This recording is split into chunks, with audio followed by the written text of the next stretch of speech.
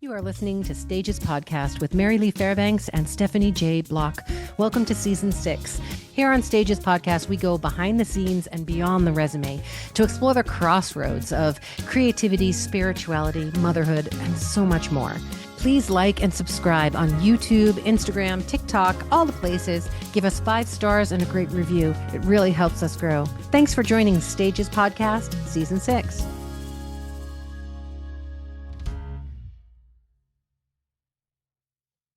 No news. No news. No. Very bad. It is very bad. News bad. And then we go to, Vivi's school and we watch the chapel and the third graders are singing, "When I grow up, when I grow up." And then they're giving like this full slideshow presentation in their little third grade voices about what they want to be when they grow up. And you're just torn between the hope and the lightness of who they are and the safety of the world we've created for them. And then you come back to reality and you're like, No.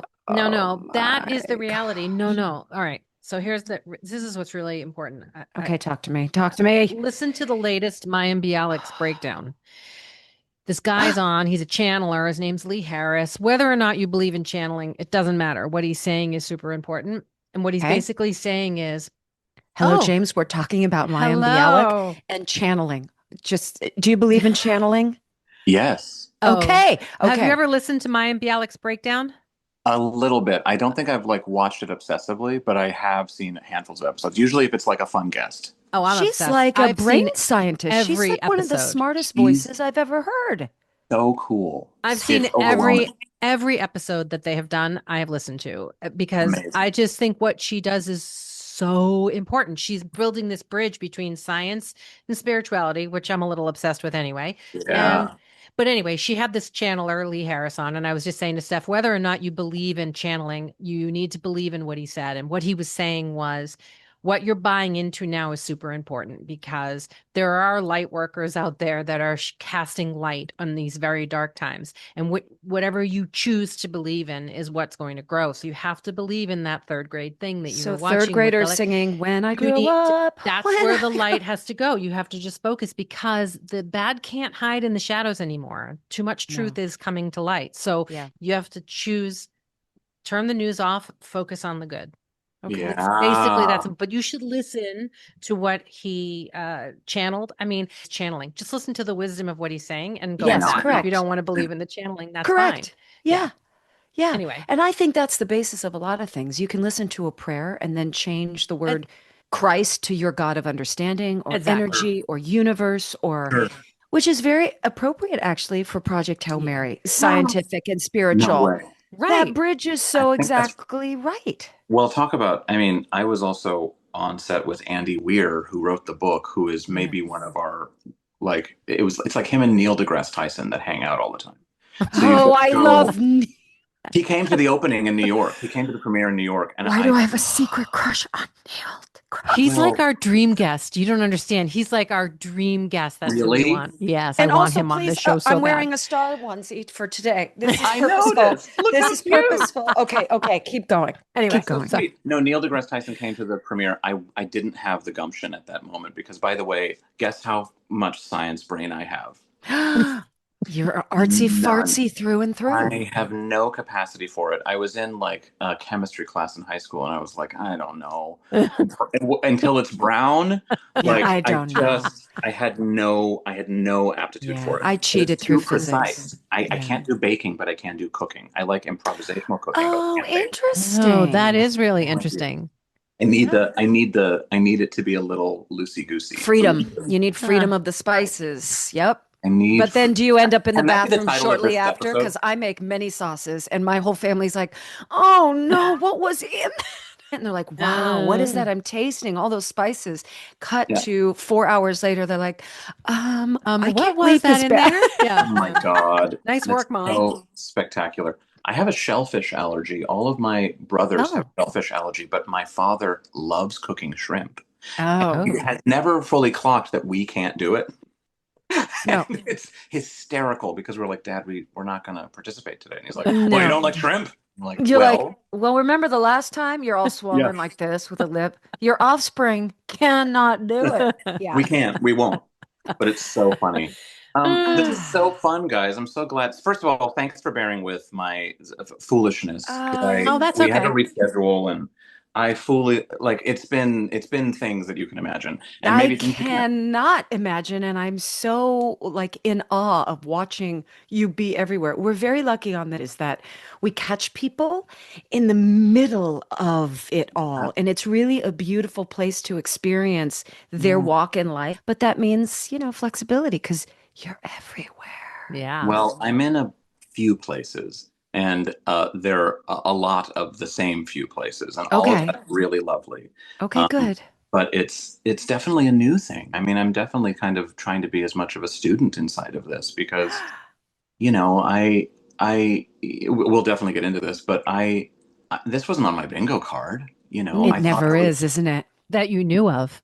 That you you You knew know, just of. didn't know it that's was right. on your bingo card. Well, that's Oh. what's funny because I was always this like sci-fi dork and I loved Mm. alien movies and I loved all of that. And I think actually when I was about to graduate from acting school, I went to SUNY Purchase, not too far from I think where you live, Stephanie, in Connecticut. Oh, I am now in Northern California, my friend. Ah, look at you. You're enjoying sunshine for the first Yeah, time. yeah, yeah, How's yeah. that? She's pretty. She's quiet. She's Yes. slow. Yeah. We talk a lot about landscaping. I mean, ad nauseum, let me tell you. But you have Uh-huh. space for But landscape. we have space and the weather's delightful and the kid is flourishing.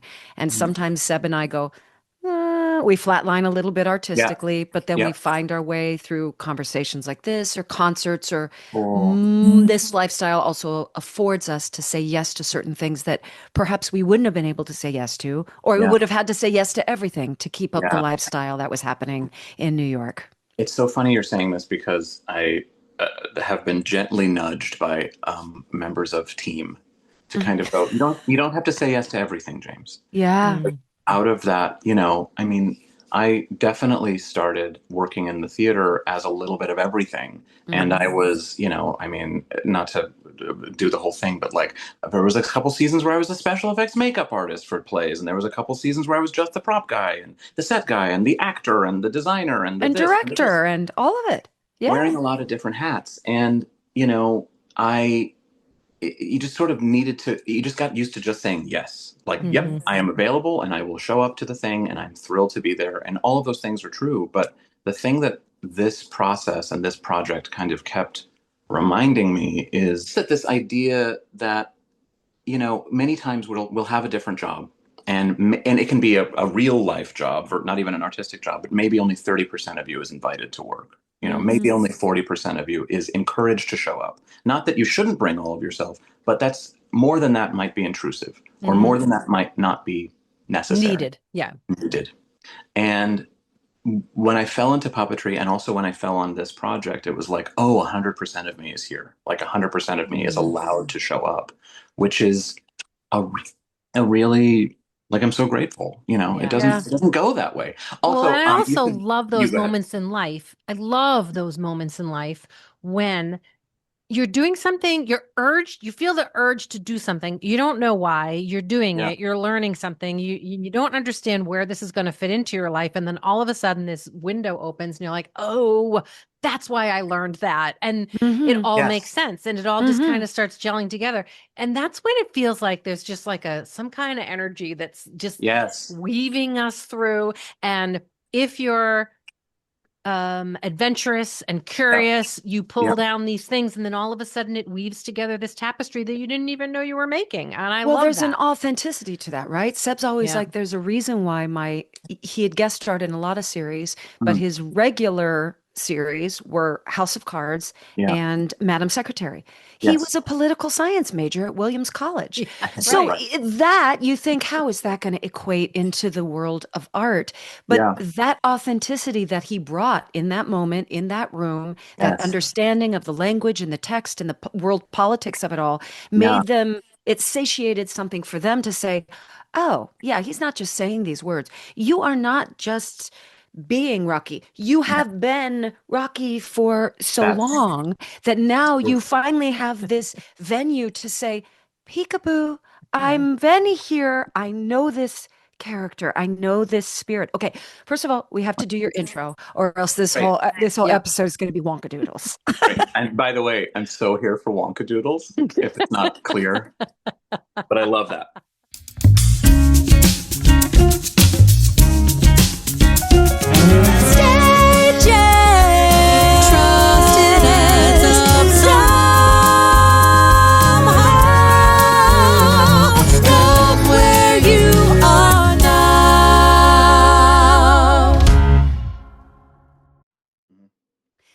Perhaps you've heard these well-known and often recited quotes.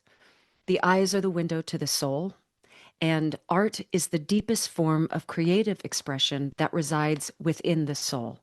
Today, we speak with an artist who must have, even for an iota, experienced what it feels like to be, dare I say, ooh, and this is blasphemous, and we're in the week of the news where blasphemies everywhere, but dare I say it, maybe he felt a smidge like God, as he is able to gift life to the inanimate, and not just life, but a witnessed and felt soul. Dinosaurs, Greek gods, larger than life villains, a woodsman, an emaciated cow, a rock that has 5 legs or arms. Nobody really knows, but he'll tell us later. And whether made with wooden levers or cardboard and string or paper mache or a skeletal wire frame. Whether manipulated by a puppeteer the audience can fully see or a team of artists and engineers you can't see, his characters become real with a capital REAL. The magic of James and his puppets exist in their deep, felt, emotive, and sometimes inexplicable soul. James has been sought after and acclaimed for his craftsmanship here in New York for years and years.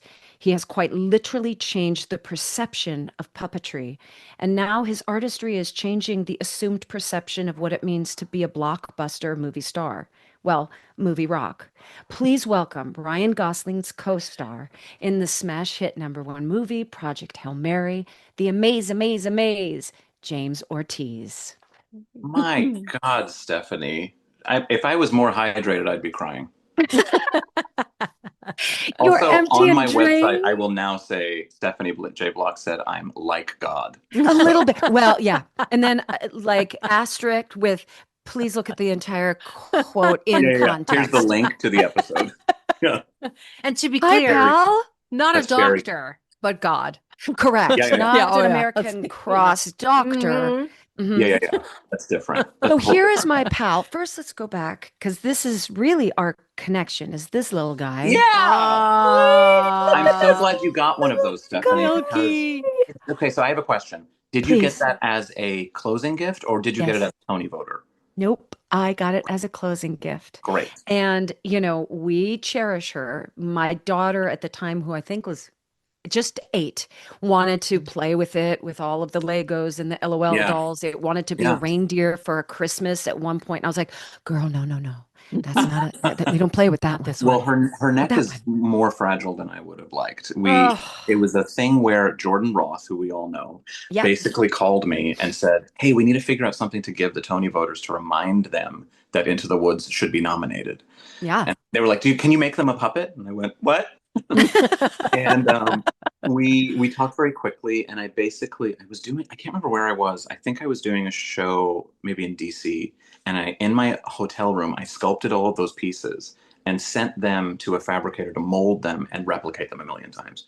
Wow. And it was all remote, and it was so like out of my hands. And then they were like, "Well, we actually need like 3,000." I went, "Okay." So it was amazing because I was getting all of these photos from fabrication houses that I normally reach out to help with the other side of this job. Mhm. And they would send me photos of full tables of all of these little cows, Of just Milky White. Milky White everywhere as far as the eye can see. That's Oh, so my gosh. cool. So sweet. And now Rocky is everywhere as far as the eye can Mhm. see. Is that weird for you?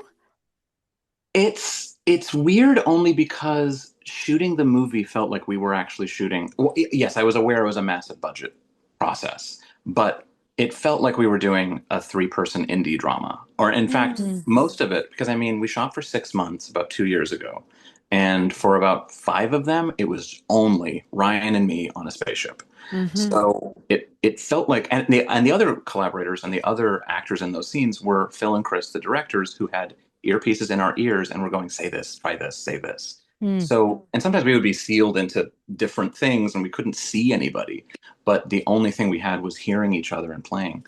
So what's crazy is I think, because of the nature of how we shot that thing, and because of the nature of the amount of improv that I've talked about in certain avenues, Phil and Chris love improv, Ryan loves improv, and this is gonna. I don't mean this in an intense way, but if you ever want to have a panic attack on camera, operate a five-legged faceless alien puppet that has to not move like a spider but be lovable, and also let's throw out the script. Yeah. So Yeah. Let's just play.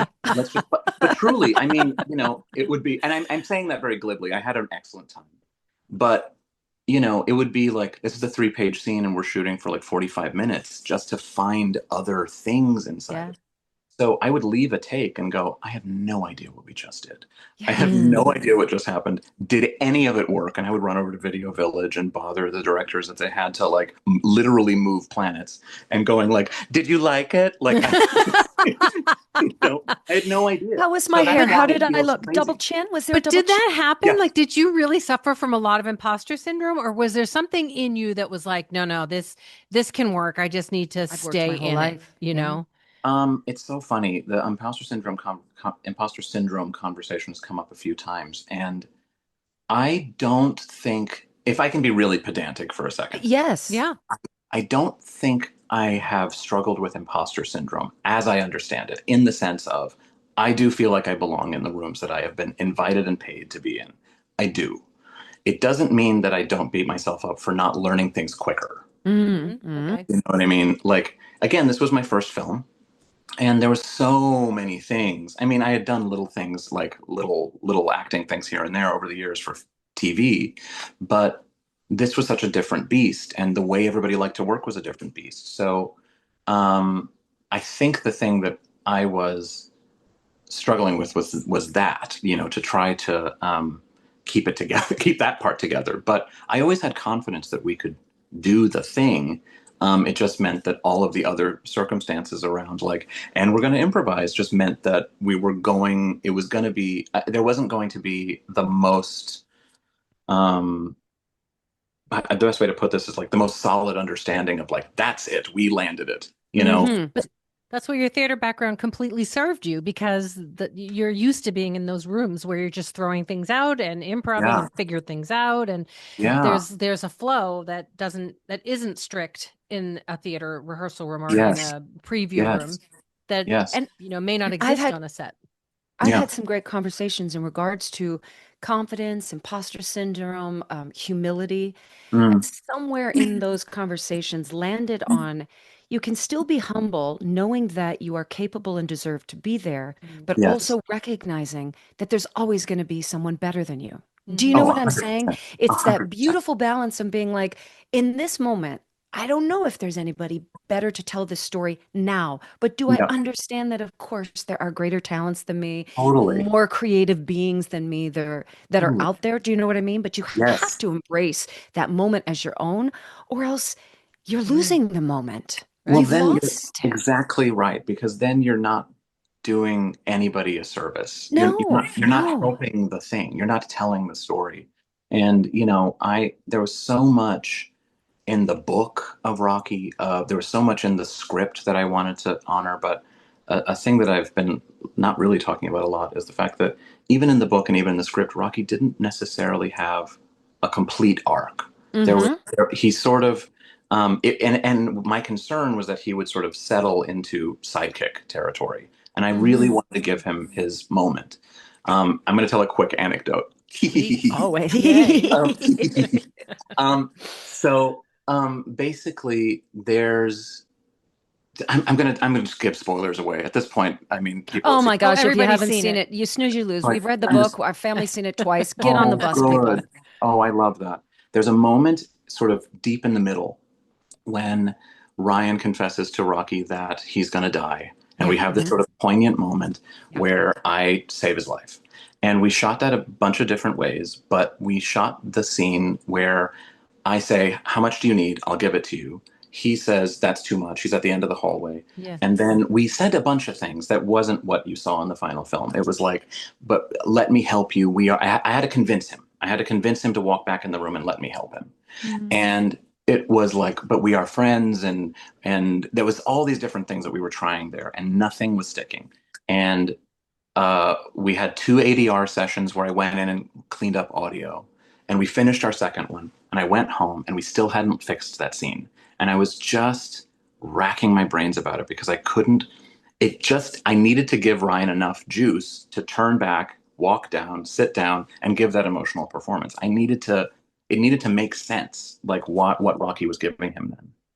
And I basically woke up at 3 a.m. one night and I texted the directors and I said, I think this is it. Is this it? And they said, record it quickly, put it on your phone and send it to me. And it was this idea that Rocky is coming from a traumatic experience at the top of the story. Yeah. And there was never a resolution to that. We never turned that into anything. It just was the pre-beat. And in a story about two people that need each other and that grow together and need that work through their own horrors in order to become the people they need to be, where was Rocky in that? So I said early in the movie, he says, Rocky could not fix when he's talking about his crew members, his friends. Yeah. And I went, what if we hinge the idea on that? So I basically recorded what it is in the film, which is Rocky watch crew die, could not fix. Grace say Grace will die, can fix. And it's a small gesture, but it takes his trauma and turns it into something productive. Yeah, which an then arc allows of life. Yeah. Yeah. Because again, it's that funny thing, and you guys have already touched on this, but puppetry for me, the least interesting part about it is the technical achievement of it all. The thing that matters is where's the heart and where's the soul, and does it grab us, and does it create a moment that we care about? Does it create a character we give a shiza about? Right. Well, and what was interesting was that even though Rocky didn't show big emotions, and big human emotions were kind of almost confusing to him, right? He was trying to process them and understand them. He still evoked great emotion in us. Like, we fell in love with him. And he made us laugh. And he, like, even when he's like, is the hug over now? You could see that even though they experienced the same trauma because they both lost their crews, that they were processing this both in a different way. And the expanse between those two different ways is what heals us as the audience member. I think that's right. Yeah. And I think what was so beautifully revealing is you look at this, you refer to it as people. You have called Rocky that a couple times already in the interview, and I love that, as opposed to being or creation or existence. But this creation, like you said, has no face, has no mouth. How are we hearing it speak? And yet we kind of float above that. We suspend belief, double down on it, and then transfer all of our emotions on this gorgeous, not blank slate, but this gorgeous rock of a movie screen where we can put our face, our child's face, our pet's face. And I think that's what made it so lovable, is that there were no features to speak of. Therefore, any feature is going to work for our absorption of the storytelling. And it was remarkably emotional. But how does one go about, as the designer, to take almost this soft triangle? Like, what did I write down? I wrote pig, deer, rock, spider. There was something like there was That's something going on the website about too. Thanks, Stephanie. there was something about his little ending of the soft triangle, the bottom of it, that seemed snout-like, and yet the top was regal, almost like it was the head of a deer. And I just thought the little top would move, like you could see him thinking. So you have the text. Andy has this beautiful text. You start to design. Then I don't know if you knew from the beginning when you were designing that you were also going to bring it to life vocally. Did you know that at the beginning of the process? I'll make some adjustments here because I didn't design how. No. But I didn't design how Rocky ever looked. Okay. So in other words, I basically, by the time I showed up, they had about a year and a half of design work done. Okay. So Neil Scanlon is an award-winning creature effects designer who won for the Babe films and worked on the original Star Warses. And you just go, oh, there's literally R2D2s in his studio, and you just go, Oh, hi, Neil. Hi. yeah, Sorry, nice to Neil. meet you. Didn't That's not mean at to all discredit you intimidating. in this. Yeah, it's completely crazy. And Phil and Chris, the directors, have a long history of animation, so they're really intelligent designers. So they were already designing that whole thing. But it's worth saying that I did an audition, I was flown out, and it was flown out months before we were going to shoot, and I was going like, what are we like? What's my contribution? Like, how do I help? Because you do want to not step on toes. And I pulled Neil aside, the Creature Shop designer, and said, how do we want to play? How do we want to work? And he said, think of it this way. I'm going to treat you like you're Frank Oz, and my job is to build Yoda specifically for you. So, which is a crazy sentence, and that's going to be a lower back tattoo one Yes, day. please tell me you were loaded with water and hydrated and you could release the emotions Yeah. of that compliment. It was so funny because we shot in London, and there's not a lot of immediate weeping that happens No. in that space. I So was in London when you were in London doing Kiss Me Kate, and everybody was like, was there a Ryan sighting? I was like, no, I haven't seen him. I haven't seen him. what's funny is I was going to bring that up because I also fell asleep last night listening to several of your episodes because I Oh. love your stuff. I You're love nice. all of this. And I also, Mary Lee, I also listened to your, not TED Talk, but your speech about Valentine's. And I thought it was really gorgeous. Oh, And thank I was you. really moved by all of it. Oh, But thank you. so I'm a good student. You But are an A+ student. thanks. Okay, But no, Frank Oz, keep going. on the couple days that I had off, which were almost nil, I would see you on posters everywhere, and I would go, "Oh, I have to go see it," and then I didn't because I was tired. Yeah, of course. Good story. Good story. She was great. I heard you were good though. I heard you were great. I saw pictures. Yeah, lots. Sorry about that. Um, Stages podcast will be right back, so don't go away.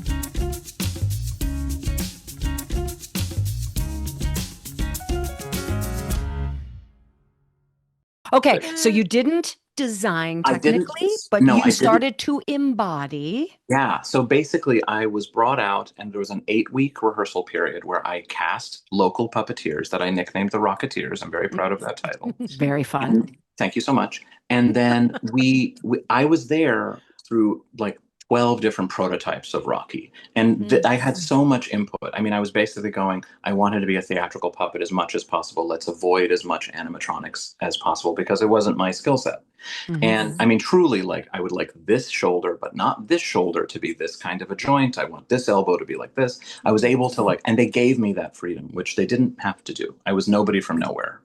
And from that period, we basically created sort of the foundation of how Rocky would behave and inhabit. So you talk about animals. I mean, of course, how do you not do animal work inside of this? You actually have to avoid spiders and crabs because They're a little creepy. they're a little creepy. And Yeah. actually, every time that we would move him sort of stillly, but there's something about sustained slow movement Yeah. that is eerie. It's coming So- for you. Yeah. Yeah. Coming for you. So we were like, it obviously can't be that. And similar moment where I was racking my brain and had an idea at 3 a.m, where I was there during this rehearsal period, and on TikTok, I was just scrolling nonsense. I'm sure I was completely sober, but I was sitting at home. You were still in And- London? Then no, Yes, you were absolutely. not sober. Yeah. I was. But I was at home and I'm watching TikToks, and there was a little baby owl, little puffball, that was standing on the ground where he was just almost molted, and only there are these big eyes. You can't make out any features. And he was standing there, and his little feathers were falling out, so it looked like extra legs on the bottom. And this little bird was basically going, this bird-like movement that was like, oh, we need to chase birds, actually. I think that's going to be more expressive. But then the funniest thing was that, birds aren't meant to walk, they're meant to fly. So this little owl was sort of in the frame and then went, I need to get out of here. Boom, boom, boom, boom, boom, boom, boom, boom, out of the frame. And I went, oh, there's going to be something more valuable about us approaching his 5 legs from a slightly more chaotic perspective, as opposed to perfect. In a funny way, it makes him more guileless. And I said a couple times to the other puppeteers, let's approach him as a very cerebral person, in that From the neck down, he has no idea what's going on. So Mm. it helped all of these little things that kind of brought this character together. And on top of that, it's like storytelling and character and moments and trying to sort of, do we have enough space inside of this puppet to emote any of that? You know? Yeah. Right, It, right. it wasn't specifically addressed in the movie, but one thing that touched me so deeply in the book, obviously, as a Yeah. musician, is that Rocky communicates through chords, through Yeah. Mm. music. The spaceship as well, when you see the film, it's very much about It's like a some sort, violin. yeah, it's like you're walking into a violin, the body of a Yeah. violin. Yeah. But they talked about, Grace going, he doesn't have a mouth. Why am I hearing what Mm. he's hearing? And you dropped in right when we were talking about channeling. Yeah. There had to have been some sort of telepathic or channeling going on, right? Because Mm. there's no orifice to Rocky that's giving out noise. Yeah. So in your bio, I spoke so heavily about soul, soul, soul. Do you think, looking back now, that it was a communication of consciousness or spiritual sort of understanding rather than scientific Yeah. breaking down? I've Yeah. heard different theories. There was the whale song noise. I Mhm. watched one interview Mhm. where they were talking about that and the chords, but I was like, you would still have to have some place where that comes out and reverberates, unless it's strictly coming from The his heart resonators. song. Yeah. Yeah. Yeah.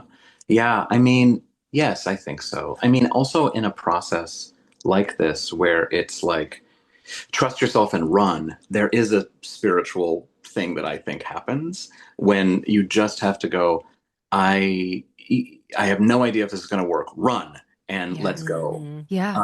How can you not? But I think, in terms of the communication and the sonicness of that, I mean, fun fact, I was also really, whenever I wasn't puppeteering and it was a close up of Ryan, they put me in a booth that was like 5 feet from the stage, a sound booth, so that I could continue doing the lines with him and there wouldn't be like clitter clattery sounds of a puppet that ruining the audio. So when I was doing that, uh, I had bought. I went to like a folky musician shop in Chelsea, and I was gonna buy a bunch of clay ocarinas because I thought that would be really fun to like on the moments when Rocky isn't speaking my voice, Mhm. and they were all so expensive. So instead, I found a portable didgeridoo, Oh, which wow. Oh, is the yeah. weirdest instrument I've ever seen, but it looks like refrigerator wire, like Yeah. it goes like that. And by the Yeah. way, it just was the fart horn. It sounded crazy because I don't know how to play a didgeridoo. But it was something that I could use that helped me feel, or helped, in fact, Ryan and the DP and the directors feel like you were interacting with something otherworldly, especially in those Yeah. early scenes when you needed to feel the distance. Um, but uh, yeah, I mean, I was visualizing a lot of the sonicness of it because Rocky is making sound that can reverberate off of his environment so that he can map it, he can see it. Mm. So I kept thinking about like a dot on a radar that goes bloop, bloop, Mm. Oh, yeah, Mhm. sure. Mhm. Sure. and that kind of became like a way of processing if he clocked information or not, which is such a weird detail to try to manhandle when there's so many other things to worry about. Yeah, but I But think it's those details is what brought Rocky to life. For sure. It's those I kind think of things that so. were so alive in your mind's eye that Yeah, helped us completely immerse in that Rocky yeah. has a soul and a life and believe in him and love him. Yeah, thanks. I mean, it's only useful if it helps with physical behavior, I found, because that was kind of all I had. All I had Yeah. was the movement to express anything. So, if I had a great idea but I couldn't express it in the puppet, I would leave it in the script. Mm. But yeah, yeah. We also had an amazing person that came to set, and I don't remember his name, David something or other, and he had created the language of Dothraki on Game of Thrones. So Oh, he was wow. Oh, he was wow. hired to like maybe start sculpting a first draft of this. And he came in with a little keyboard and he went, "This is hello. This is," and he was just like creating a A language language. that was really interesting. I have to check with Phil and Chris how much of that was still borrowed into the final thing. But Yeah. he was in the ground floor and we were just being inspired by, when you have a project like this that has the resources, that means that you can be inspired by everything. Oh yeah, the collaboration is great. So Huge. regardless if they use that language that he created or not, the ghosts of it are Mhm. Yeah, are still there. It Yeah. informed something that that's ended right. up in the final take. You know what I mean? That's right. Stages podcast will be right back, so don't go away.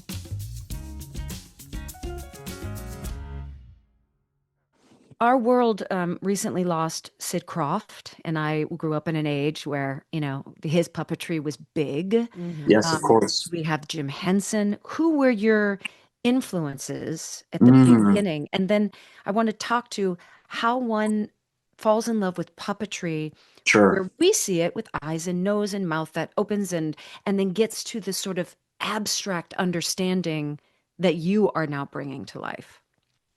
Oh, that's a big one. I certainly inspirations are myriad. I mean, how can you not talk about Julie Taymor's work Yeah. in Right. Yep. theater and Yep. Lion King? And I was just at the right age where that hit me, and I went, "But what do you mean? I can see the person, but I can also see it's Mhm. both." Yeah. Wait, like the fact that I didn't have to choose was really special. For me, it was Warhorse. Did you see Of Warhorse? course I did. Oh, golly. Several of my friends were in that. And what Ay. was interesting is that my career in the theater kind of really picked up after Warhorse because there was this movement of we want it to be grounded and real and earthen and we didn't want the thing that I have found to be true is that every time that there is a recession or some great moment in our country, usually puppetry finds its way back on the stage. Mm, Oh, that's interesting. mm, Usually we just it's we need it to be tangible again. We need it to mm. be We connected. need to be able to believe in the suspension of disbelief. It's That's like when exactly. it's like I remember when my son was small. Hmm. If I could see he had a rough day or if he didn't, if something was on his mind, I would Yeah. talk to him with a puppet. Would Oh, you? sure. Yeah, or Therapists do that sometimes often. sometimes I would just turn the sheet into a puppet and I'd be like, "Oh, Yeah. Meep," and we called her Meeps. And Meeps is here and we would just talk to Meeps and Meeps would ask him Yeah. questions so that it wasn't mom asking questions, it was Yes. Meeps. Yes. And he Yes. would open up to Meeps even though it was just a sheet. And Wow. and I remember thinking like how powerful that is with children. Yeah. There's some part of us, and it's not just children, it's adults too. There's some part of us that lets down some guard when it's a puppet. I don't understand what it is. Probably you can speak to it better than I can. But I have but so much even to in say. the movie when Rocky, spoiler alert, almost died, I turned to my husband and I said, "If he dies, I'm leaving the movie. I can't take it." Mhm. My No. husband's like, "All right." Because when the No. people die, I don't care. But if the animal or if the puppet dies, Of I'm out. course. So Correct. Of course. I Correct. Well, can't take because it. there's a different level of investment. You're completely right. I mean, Yeah. the I did the show called The Woodsman 1,000 years ago. It was only 10, but it feels longer. And there was a character in it that was a Boonraku sort of withered old crone, this sort of Scrooge sort of person, operated by two different people. She never had a line, but you could always hear her breathing, and she felt very alive. Mm. And oddly enough, I was in that show also. And oddly enough, my track was such where I got to sit on stage and watch the audience watch scenes with her. And the thing that I kept clocking more and more times was that as she would just like walk across the stage or do anything, the audience was slowly turning into her. Mm. Like their faces were hardening because there was some sort of empathetic thread that comes in a character that doesn't have moving features, doesn't have all of the things that make it easy for us because we, as an animal species, we are pattern recognizers and we need to create we sort of to our, as much as we wouldn't like for this to be the case, we do need ambiguity to kind of be contained.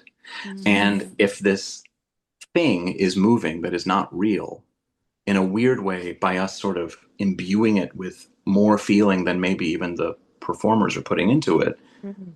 in a weird way, we've made it a friend. Um, And when that's did you one learn reason. that? When did you learn that? Yeah. When Was did that you? innate? That well, I think I found it that on that instance, I found it with The Woodsman because I knew that audiences are smart. I knew that audiences don't need. I mean, that was a show that had almost no dialogue in it, and I knew that they would be with us. But I think what made me feel confident was, it's that funny thing of like, you don't know what you know until you prove it, until it's been Mm, proven. mm, If I can go way back for a second, I mean, the way that I found myself into puppetry was totally accidental, and I actually avoided it for a very long time. I think I was judging it in a funny way. mm. So very, very, very young me, preschool, kindergarten, first grade, I was the painting, drawing, sculpting introvert. I was painfully shy. My safety was art. And then my father was always in the garage tinkering, building, engineering. I mean, he was building stuff for the house or for himself, small projects, whatever, woodworking, all of it. And then around middle school, I found myself in a theater class, and by playing a character, I was fully seen for the first time. Mm. Mm. And, we can all relate to that. We know what that Yeah. is. But around the same time, puppetry just been a thread through all of it. I mean, I mentioned those three things because at the center of those three, of the center of the Venn diagram is puppetry, engineering, design, and performance. And I loved all of those things, but I didn't like, what do you do with that? What are you gonna do with that? If puppetry is the thing, what do you do? And I didn't know. You So I make put the Hail Mary movie. well, it took 20 years, but that's right. That's right. And I think it's that funny, like Joseph Campbell, like not to make myself into a hero of my own narrative, but to say like the refusal of the call to action, because I didn't know what to do, and I left it as a special skills at the bottom of my resume and puppetry. And I went to an acting school. I graduated. I moved to New York. I was doing the thing. I had a lot of Chekhovian trauma in me, and as many do, and I got an agent. And while the ink was still wet on the contract, he said, "Listen, you're not going to work until you're 40." So I went, "Oh." Great. Now? And you're Now you tell 22 me? or 23 at Yeah. this time? Oh, I had to have been. I think I was like 24 or 25. Oh, yeah, Yeah. yeah. And you Okay. kind of, but he's one of the grown-ups, so you listen to him. And I started just going, let me pivot. Let me do everything that I think I mentioned this earlier. Like I just Yeah. started wearing a bunch of different hats and seeing what stuck, and puppetry kept coming back. And again, I think I kept avoiding it, maybe because it might have felt too comfortable and I wanted to be challenged, or that like, do I really want to be like, hello, these are my best friends? Like, did I Fred want to, Rogers. yeah, did I need that? Did I need Yeah. that? I'm already a pretty eccentric character. Did I need something else? And what I kept finding is everything just sort of fell into place whenever I would approach that kind of work. And I was able to offer a different perspective inside of it because I wasn't, like I said earlier, I wasn't really focusing on how cool it is. I didn't care about how cool it was. I just wanted to make sure that we had characters that we cared about and that we were using the medium to act with, as opposed to, I mean, one of the greatest, it's so funny that I went to an acting school and then did this kind of puppetry because I'm doing acting school exercises inside of this work all the time. Of course When you are. when I get hired, when I was teaching Kennedy, it was 20 minutes on where the triggers are and how that all goes because you want to get through that, and then immediately go. But this is your character, so what does Milky White need? What does Milky White want? Let's put some verbs on it.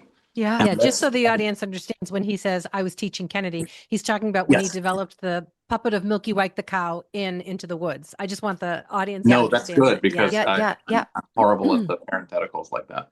But yeah, we really started from a place of like, but who is the character for you? And I'm here. I sort of end up sort of calling myself like the puppeteer's acting coach. I'm sort of taking their inspiration and making them funnel it through this external. It's the most outside in version of acting that there ever can possibly be. So yeah, that's sort of that, and how I got there. I couldn't begin to tell you.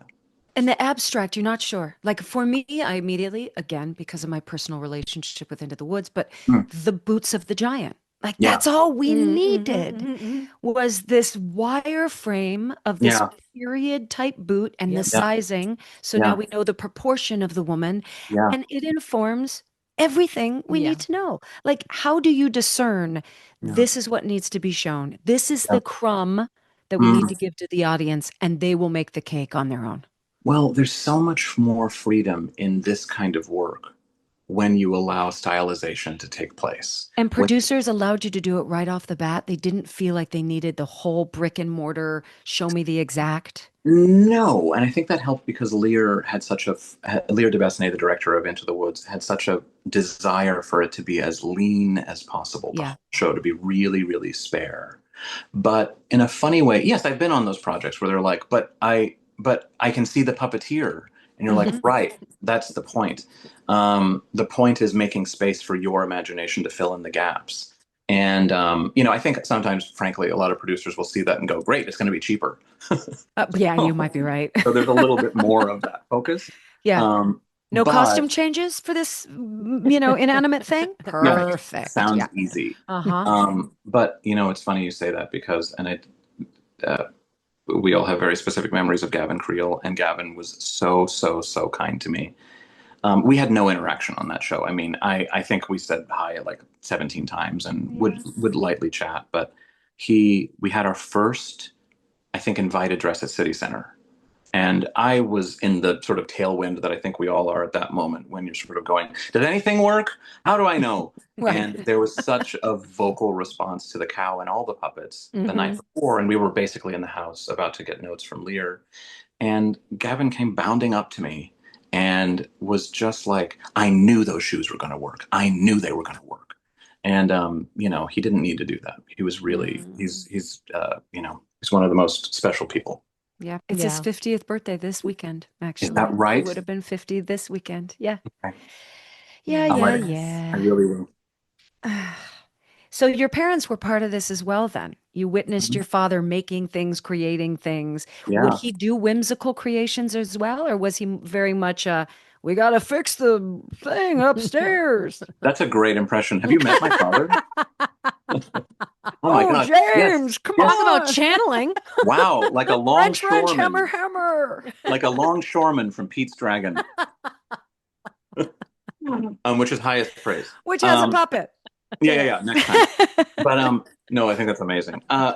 What was funny is my father was always building things, and it's been interesting watching. He's retired now, and he's in this mode where he's going, maybe I'm going to start painting. So he's been like sending me these Mm. gorgeous acrylic paintings of things. So there was always an interest in art, and I'm the youngest of three boys, and we're all very different. There's sort of a car head, and then there's a sports person and a business-minded person. And there's like the artist, Mhm. and in a weird way, it felt I was always so supported. I was the youngest little queerest kid in the world who would go, when I grow up, I want to be the Wicked Witch of the West. And When I grow up. that's right. That's right. And I had a yarn wig and everything running around the house. That But says a lot to me. yeah, if you have more questions, I don't know No, what they we're would be. definitely going to talk about the hair. Do you Can't know what wait. I'm saying? It Oh yeah, is sure. signature to you. So if Oh, you're thank you. young, walking around with the yarn wig, Yeah. this tells me a Oh, there's lot. something. Oh, I think I hadn't put that together before. So thanks for that, Stephanie. Hmm. This is great therapy. Wow. Who knew? Um, Wednesdays at 2 for me. We're going to get you also, to cry by the end. Don't worry. yeah, okay. I'll start moving some water up. Um, but no, my mother is retired also, and was a English and a history teacher, and dramaturgy was always in the house, and there was always storytelling and character analysis that was just present. We would watch a movie and we dissect it for the next 3 hours, Mm. and same thing with books. And my father always made room for the fact that I kind of wanted to explore spooky, witchy, strange things. I would be drawing witches all the time, and he would go, La Bruja, he's Puerto Rican, and Of he would course. have he would just engage with it all. At no point was I ever made to feel like that's not good enough, or, Yeah. and there's a great Tina Fey quote that I love. She was winning some award one year, and she said, "Hi, I'd like to thank my parents for giving me confidence unequal to my skills and abilities." And I went, "Yeah, I mean that's kind of the whole thing, the fact that they said, uh, no, do it, go do it. Any other a parent in their right mind would go, puppets? Mm. Yeah. But I, they saw that it was an avenue for me, and I keep saying revealing myself. That sounds kind of salacious, but all of me was coming out, and that made it worth it, I think. Mm. Would you Does say that your answer the parents question? I'm were, so far afield from what You that. know what? We interjected so it many doesn't times. It's matter. very unfair. I Yeah, don't yeah. remember I what have the no question idea. was. But Remind me. I want to come back to something. I'm Great. curious, were your parents kind of fearless in many avenues of their life? Because I think you have to be kind of fearless Mm, to encourage your children in that way. Because as a yeah. parent, you're afraid like, oh, they're going to get picked on, or oh, they're Yep. going to, oh, Yep. there's no career there. And Yeah. like in the house I grew up, it was very much like decisions were made from fear, right? Yeah. So it sounds Absolutely. like you grew up in a house where that was not the case. And were they like that all the time with most things? Yes. I mean, it's so funny. I was raised in Texas. I was raised in a suburb of Dallas, and I love it there. The weather is gorgeous and everything's fantastic. But my parents are sort of, and I say this with love, sort of 1970s salty New Yorkers. Mm. They met there. They lived there most of their lives, and probably would fall more into the camp of spiritual leaning atheist, or spiritual but maybe non-denominational. I'll put it that way.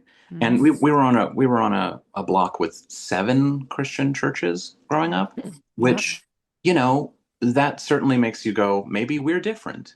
Um, and there's sort of sometimes a power in that, and there's sort of a freedom in that if you're able to accept that.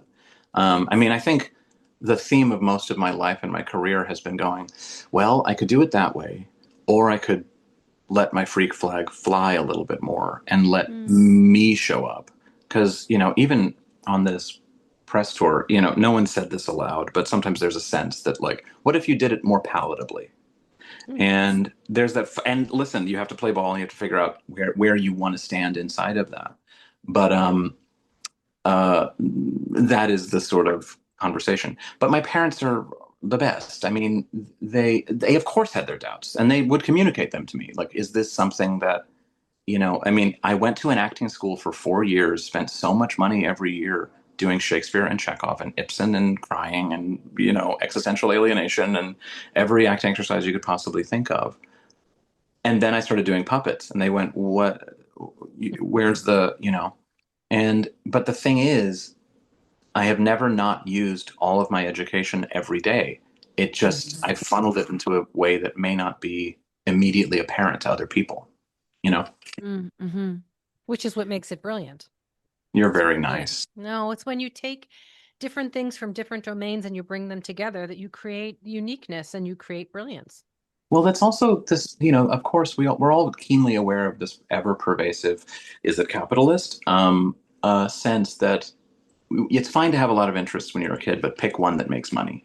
Right. And I I feel like I gamed the system by picking something that I'm able to dance around into so many different universes, and I'm able to sort of break off and just do one thing of that. So wherever I was going with that also escapes me. So far, so good. Does James need a coffee? Mm-mm. Rocky, need Right. coffee? Rocky, need coffee? Question. Question? Stages Podcast will be right back after a word from our sponsor.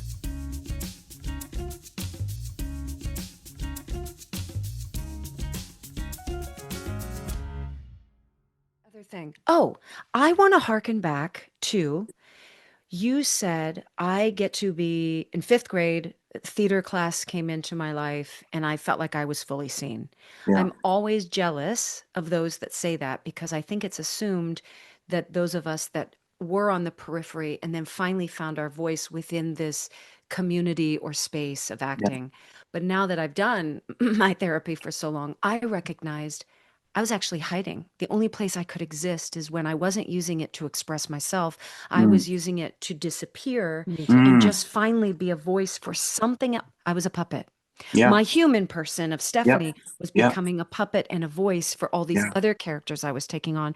And it Yeah. wasn't until much later in life, probably in my 40s, that I recognized no, no, no, no. These characters, it's a balance between being a translator and a vessel for them, but really exposing Yeah. who I am. These are moments where I get to truly Yes. feel my authentic pain or be my strangest self or fill in Yes. the blank. It Yes. seems to me that if you had that freedom at such an early age, whether it is your gorgeous yet moving and has a life of its own hair, or Mm. the 1,000 pairs of glasses you wear that have different colors that match. Do you know what I'm saying? Yeah. These don't seem to be costumes for or to you. They seem to be an extension of who you are. Yeah. So, Yeah. speaking about your parents and the environment that they allowed you to not just uh, be, but celebrate you and Yeah. thrive. Yeah. Do you always have this sort of eccentric part of you, and that was an expression of who you are? It never felt like a, okay, I'm gonna be. Mm. Do you know what Yeah, I I it's not a mean? mean, costume. it's It's comes from you. It's not, it's enhancing well, the parts of you. it is Question? interesting. Question. Question?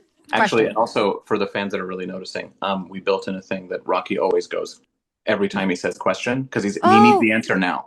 So if you see it another time, you'll see that he's always one of his legs is always stamping. Oh, so yeah, he's a little yeah. pest. He's a little petulant. He's Now, I there. need the answer now.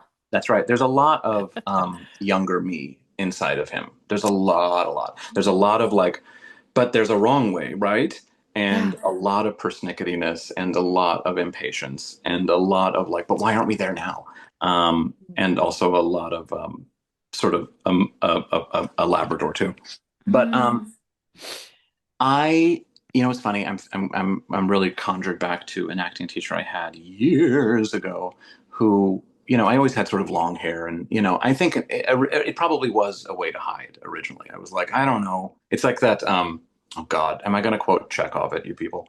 Um, Yes. but Yes. like that thing about Sonia and Uncle Vanya, where she's like, "But you have such lovely hair." I mean, at an early age, I don't know if I felt necessarily like a yeah, but I definitely was like, but I can do this. And it Right. Yeah. felt Less like, of the fawns and more like, wee. yeah, yeah, yeah, just lean in. And I think as I've gotten Yeah. older, I've been going, whenever it's time to dress up for an event or something, the thing I keep saying is like chic, mad professor, Yeah. Oh, Yeah. chic, you're nailing mad it. scientist. James, you're nailing it. Oh, yeah. Thank you. That's very nice. You also talked about, the sort of hiding inside of a character and things, and I hear that completely. I mean, I also find that the more you do this thing, whatever it is, the more themes start coming back of the way that you've chosen to interpret this character. Messages Mm. from your deep self are coming Mhm. up to you. You know, I'm not a tremendously huggy person. My friends would be the first ones to point that out. But I've been perpetually playing a lot of characters or directing other people to become these puppet characters that sort of prioritize closeness, connection, and warmth in a way that may not be my natural inclination, but it must come from somewhere. Um, and I think there's always some, I find that my it's crazy to say this, but my first spiritual practice was acting class. Mhm. Yeah. I I can mean, relate to that. my first spiritual practice was going, it doesn't matter who you are, but it does matter what you want. Mm. Oh, like that still rolls through my system all the time. And what you Mhm. But bring and how it affects your fellow human actor, yeah, whatever, on either yeah, side of you, right? that's Yeah. right. And That's I right. do think some of this is the more you try to explain these things, the more elusive they become. So, Yeah. like, even like when you're doing like healing work as a yogi and stuff, Yes. the more you try to explain, like, I remember when I used to teach class sometimes in the dimness of the thing, I could start to see like an aura around a student. And then the minute I focused on that, it disappeared.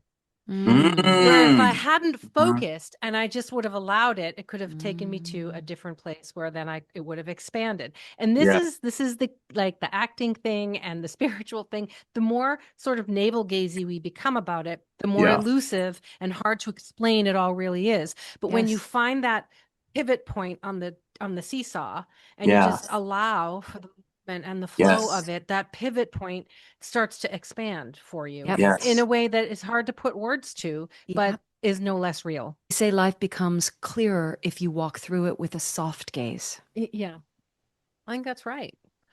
because it's not just the minutia and as a trust me, as a Virgo, as a whole Yeah. host of list of things, I can Yeah. really, really concentrate so much energy on the small. But when you Yes. open it up and there's that sort of soft gaze and understanding, the the picture itself may be slightly unclear, Yeah. but the whole picture Yes. starts to show itself, I right? mean, Yeah. Well, I, it comes back to the quote that Gavin used on the show with everything Both. is both. Yep. Everything is both. yeah. It's about the balance between the Yeah. effort and the ease and the work and the play and it Yeah. and you have to approach every job, every puppet, every moment, Yes. every song with that Yeah. both the balance of the thing and to allow for the undefinable to Yes. enter. Yeah. I mean, I think I'm I mentioned my sort of childhood self that was maybe a little more precise and a little more, there's a wrong way, and Yeah. it's bad if it's wrong. And I think as I've softened into adulthood, whatever the hell that is, Well, nobody knows. We're all yeah, faking good it out luck. here. We're all Yeah, faking who it. knows? Yeah, yeah. If you could see the number of like Batman toys all over this room, you would see that I'm super grown up. But I think I've made really good friends with letting the mystery remain, Yeah. letting the ambiguity be a friend.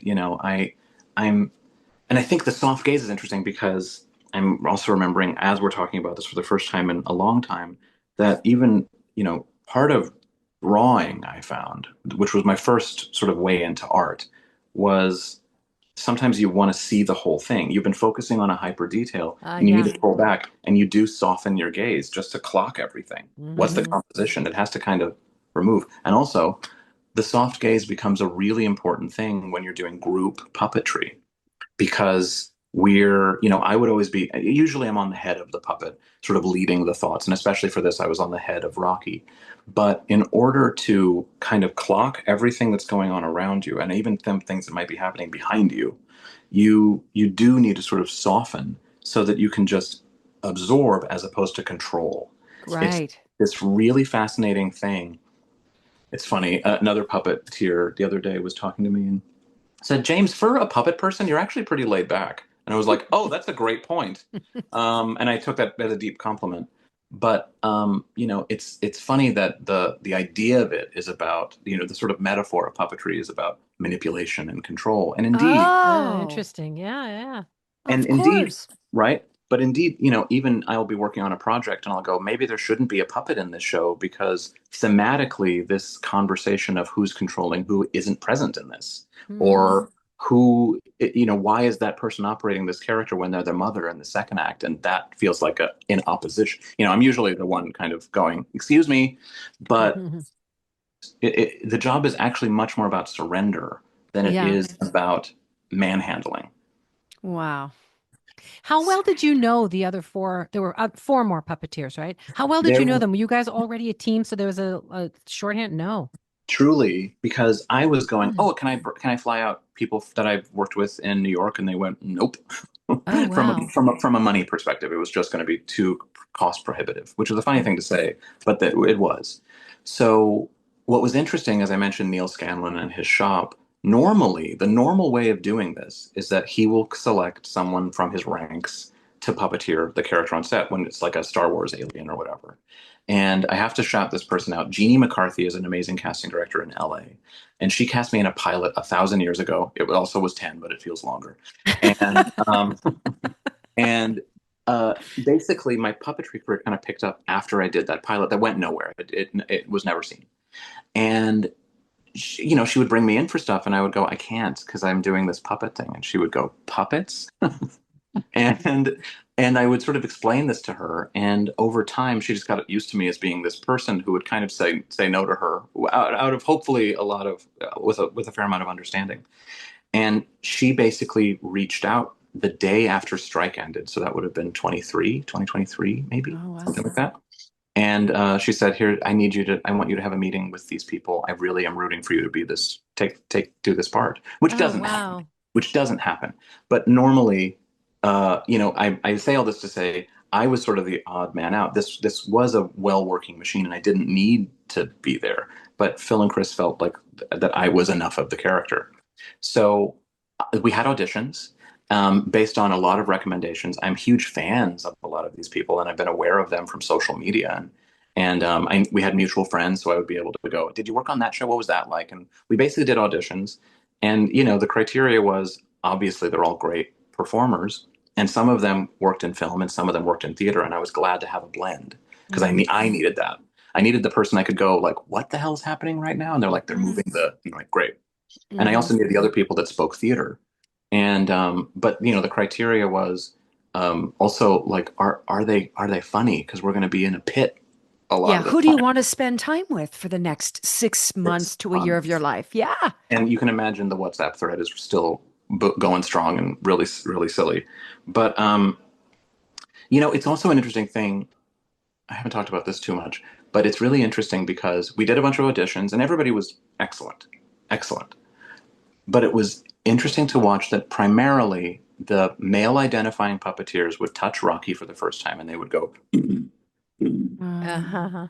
and then the femme presenting puppeteers would pick it up and it would have a delicacy and a softness. And that was something that I was chasing from the beginning because why do you need to, why play the, You're putting a hat on a hat. He is Rocky. why He's made out of rock. We don't need we conk, don't need to do that, conk, conk. right? Yeah. Yeah. So it was always like sometimes even in between takes, I would say, let's try this one again. Because sometimes we had like seconds between takes. I would have to give a quick note to go like, let's try that again a different way.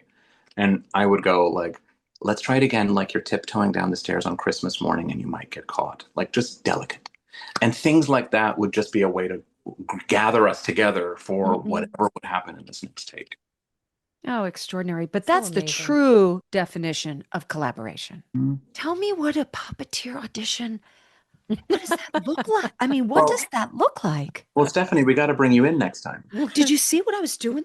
You were I mean, my fantastic. frozen shoulder from my midlife situation Yes. is a different story. So I can only Yes. imagine what physical therapy is after the end of And you better that. believe I am in every general manager's office like the first week going. So how much PT do we have a budget Yes, for? exactly. Yeah. You Yes. better believe.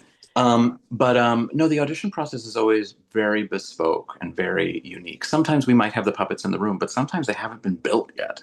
So sometimes I kind of take it to the sort of ballet bar version of this, like take it to the Interesting. basic core. There's Yes. two versions. One is you wad up a bunch of butcher paper, and it's just sort of a crumpled lump, and you leave it on the floor, and you go in your own time, go to the lump and make it breathe, and you just go. Mm. And it's about taking the time for everything to just slow down. And there's Yeah. also another version where you basically take a crumpled wad of paper and make it into basically like a duct taped stick figure. And you kind of give everybody roles like, I want you to be on the head and this arm. I want you to be on the feet. I want you. And then we'll just sort of play improvisations about sometimes to see like, can they play together? But also sometimes to just sort of go, let's have fun together. And I'll say one more because it's also fun. There's a game that I love to play, and I try to force everybody to do it on every audition that I hold. And it's called School of Fish. And School of basically, Fish. your hand is a fish, and you're doing that, and you're in a tight group of people, and whoever's in the front is the leader. But if I turn this way, that person is now the leader. And it's about Oh, very deftly moving from leading and following and leading, which is what also a great exercise. fun. Did you do a lot of like Alexander body work as well?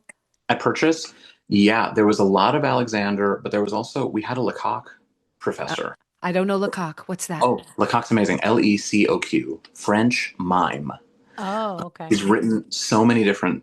He's no longer with us, but he's written all these extraordinary pieces of writing, basically about.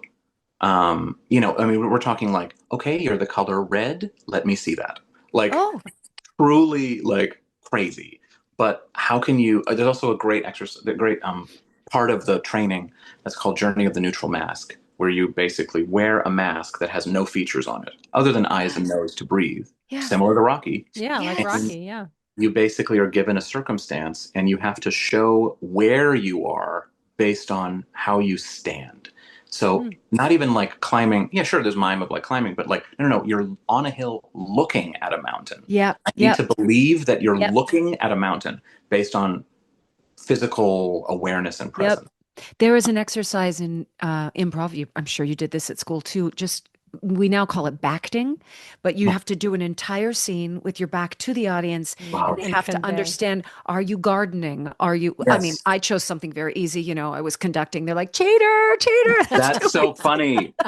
But it has to be so clear in what your body's doing, how you're breathing. Are you an Yes. older person by a bad back? But just the physicality, no emotion, no face, and backting. Yeah, It's the best way to get out of your the head. best way. It's the best Best way. way. You You just can't can't. feel silly. You just have to dive in and create life from that. Yeah. That's right.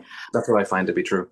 Okay, listen, it's time Damn go it. because I No. don't want Okay. to make Damn you it. stay Damn here. it. Damn it. It's Damn been it. it's been an hour. I don't want Not to. a maze. That's Not a maze. crazy. Not a maze. Not a Not a maze. maze. That's right. That's right. That's right. It's time go. This Okay. is so special, guys. I really appreciate this. You Oh, I'm we're such so are. happy to fans. have you. I'm We'll such. be right back with the 5 questions, but first a word from our sponsor.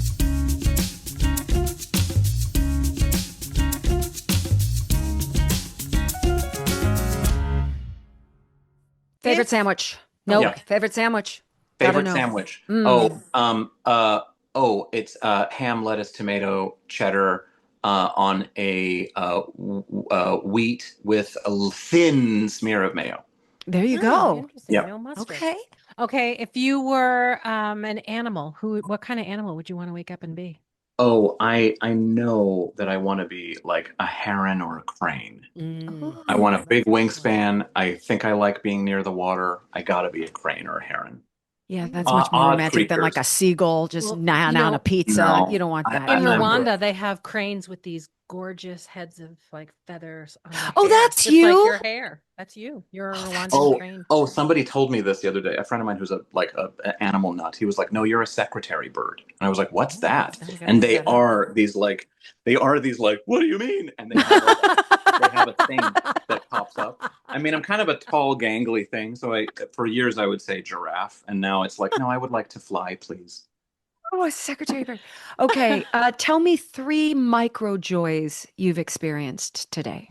Today, Yes. okay. Describe the thing or just put an adjective on it? No, No, describe the yeah, thing. give us the 3 things. And I mean tiny micro joys. Um, uh, Truly Mm. realizing that this matched my glasses. Perfect. There's I one. went, hell yeah. Delightful. Delightful. Uh, Going on to this morning, I went onto Instagram and I saw Mary Lee. I want to say Mary Lee, and I'm doing my best. Mary Lee had posted video of Ryan Gosling being cute, and I went, "Oh, ditto. Yeah, I get it."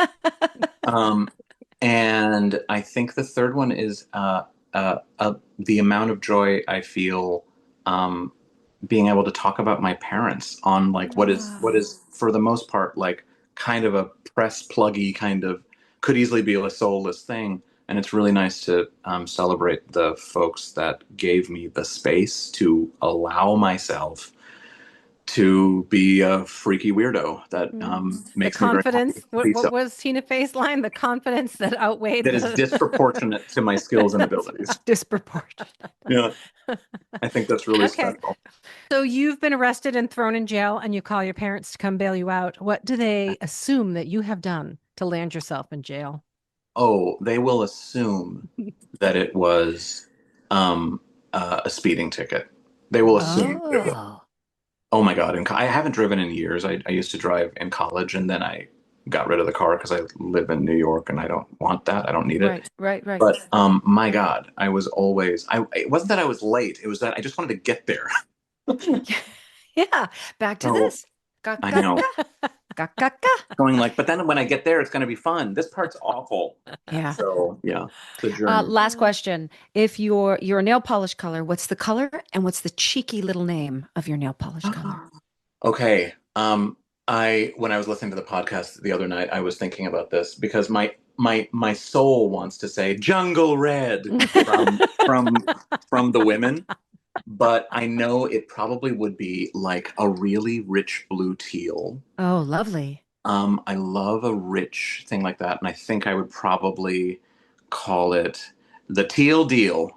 Oh, Okay, that's a cute that's one. cute. The teal deal. Yeah, I Oh think that's man. probably it. I want to I tell you love a it. quick secret before you go. We keep mentioning birds, and I Yes, feel like Carol Shelley's voice is coming through. When love, she was love. developing Madame Morrible, her Yes, Mhm. secret that she kept to herself was that Madame Morrible used to be a bird. She used to be in the world of the animals, and she had to become the opposite of kill them, stop them, silence them to hide that she herself had bird in her. So the kabuki makeup, the feathers on yes, all of her costumes was that of she came from the animal world. And that to me, that secret behind her eyes that nobody else really knew, it was never vocalized or yes. translated in the text, just made her performance like all the more extraordinary with that Yeah, And secret. it's that so and neat. that receding hairline throughout the course Perfect, of the right? show, you just go, Oh, "Oh, she's the bad guy. Oh, yeah, yeah, she's the yeah. bad guy." Mm. I Perfect, right? I know we're done, but have either of you done animal work to chase a part, to play a part? No, Have I've never had to do it. No. I think you would have the most fun, Stephanie. But you're also what if I can give you your flowers, I know we're done. You have this really uncanny ability to make what could be a really, human, mundane person into something kind of super heroic. You Hmm. have this really special power because, of course, superheroes are perfect, and that's not what I'm saying. But you have this really extraordinary ability to empathize and advocate for them in such a way that everybody leaves that theater going, I want to be the baker's wife. I want to be Trina. I can And relate. even if they are exploding and having a train wreck of an experience, you do go, yeah, I get her, Oh, man. wow. And I Thank and I you. advocate for her. So Thank Totally. I you. completely agree with that. Stephanie That's really brings special. Thank she you. brings a strength to the brokenness in a character, which is yes, not easy to do. and Thank you. it's I mean it's funny because someone was asking me this the other day. Um, how do you find your way into a character? And I was realizing I usually start with all of their flaws, which is a Mm, crazy Hmm. thing to say, but I do mm, go like they're a little controlling, they're probably pretty more aggressive than they need to be, like all of those things, mm, which then turns into the empathy. And then I can sort of, and then also makes them different. It makes them mm. something unique. But I'm always in awe of somebody who will sort of choose joy first and pick the things that make the character admirable. I think that's really special. Oh, thanks. All right, we're going Well, to you end with this though too. You know how we were well. talking about birds? Mm. Yes. So the thing about Caw. birds for me are like my guides. So whenever I'm confused or lost, I go and I ask for a sign, and then I always end up with a feather on my Oh dress. my Oh, God. that's Wait, this is really this is beautiful a collection of you. tone. Yeah, This these is just are you pulling from life. whenever they're on the ground in my path, I grab them. See, and up there too, there's an entire bird thing up there. Right? I love that. Isn't that I do awesome? too. Yeah. Yeah, that collection has grown. It's Oh beautiful. yeah. That bouquet, I should say. Yeah. hmm That's my sign that I'm on the right path. The birds leave me feathers in my path. I think that's important. I think that's Mm. really cool.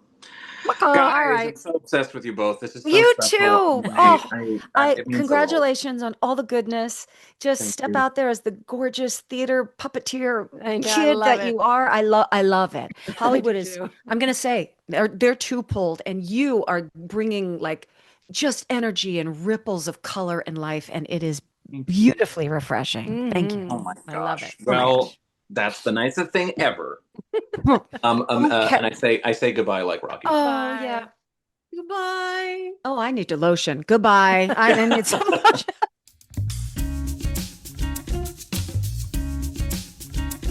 Now, what struck a chord with us?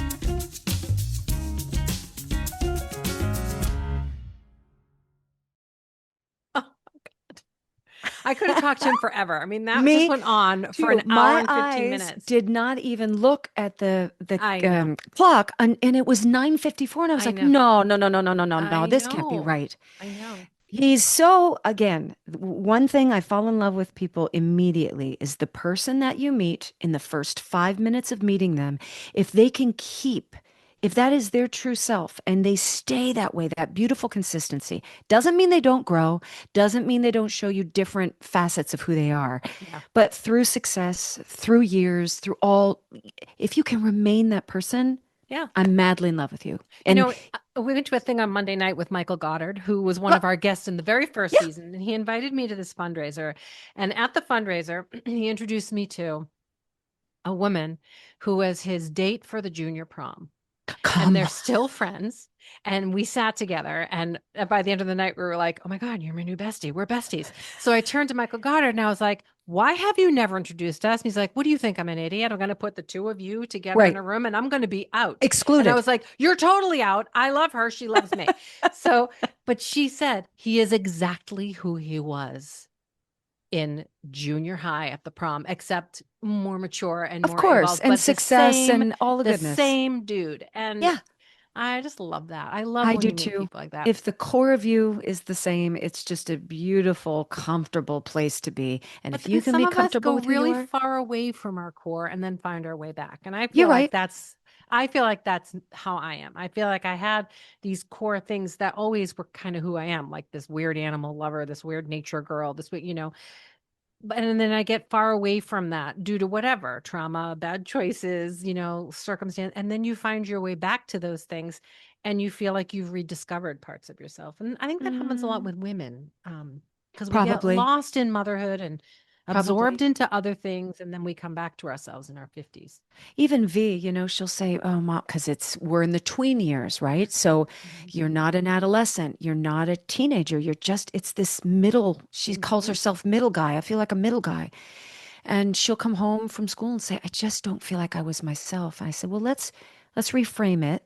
I think you were probably yourself, but there are different variations that will come up depending on what friend group you're in or where your headspace is at, and that's okay. Like you're That's a not." good thing to be Yeah, able to you're navigate. not being someone different. You're just that person, that bit of you is rising up and making their selves known. So I love that you're staying in tune and that felt a little maybe uncomfortable or different, but maybe that side of yourself just doesn't show herself very often, you know?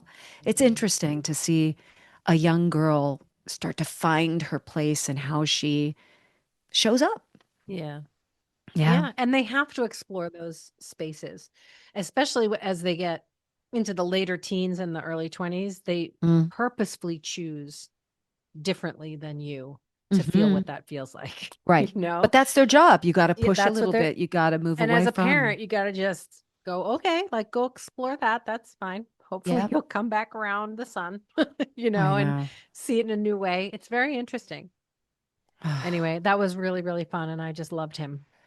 And he really is the Loved him. bridge between the spiritual and the artistic, the spiritual, the science, the artistic, because that engineering part can't just be done with dreams and wishing and prayers. Like you have to have all of the Yes. mechanical knowledge and scientific knowledge and mathematical knowledge. And he's got that. But I also just love it when the theater weirdos, I mean, for lack of a I better, know. the It's theater true. weirdos, when the theater weirdos like get their due in sort of that mainstream world, and make it better and elevate it, it Yep. just makes me so happy, Yep. you know, And he's because bringing the goods. yeah, He's like, yep, I've done this, the I've movie's done better this, I've because of done him. this. Yeah, that's very true. Really true. Anyway, all right. All right. Guess what happens on Monday? Of course, this will already happen after we air, but we open Schmigadoon on Oh, Monday. corn pudding, yes. Oh my gosh, joy. This It's is the just pure joy joy. we need. I am Mhm. telling you to be healed, to just disappear for 2.5 hours, to see the color and the light and the goodness and the silliness. It Goes is an back to what we added, were talking about at the beginning. Choose the light, yeah, choose yeah. the bright. You do have to make a choice, don't you? Yeah. Yeah. Yep. Yeah, I'm going to choose more light. That And seems very usually important. the you know, the manipulative people or the not so kind people are hiding in the shadows. And the more light you Hmm. shine, the less space they have to hide. That's how I'm Mm. thinking of it lately as I look at what's happening in our world and like the Yep. light, the bright. And it's remember, like we talked about doing that prayer where millions of people get together and then chant the same words and Yes, stuff. yes, We yes, need to find yes. that link and link it here so people can find out when the next one is and do it. But that's the kind of thing, like choose the light, like join Yep. on that. Don't listen to the news. Choose to chant the mantra and, choose the light. Choose the light. That's what I'm saying every day now. So, All right. Thank right. you. I love you. Until next time. Love you. Bye. Stages podcast is produced by Mary Lee Fairbanks and Stephanie J. Block. You can find us wherever you listen to your podcasts. Join us on social media pages or sign up for the mailing list at stagespodcast.net. That is also where you will find Stages swag. If you enjoyed this podcast, please share and rate and review the show. It really helps us grow. Big thank you to Noah Kaiserman and Garrett Healy for the original music, and Allison Arns, who has been with us since day one. See you soon.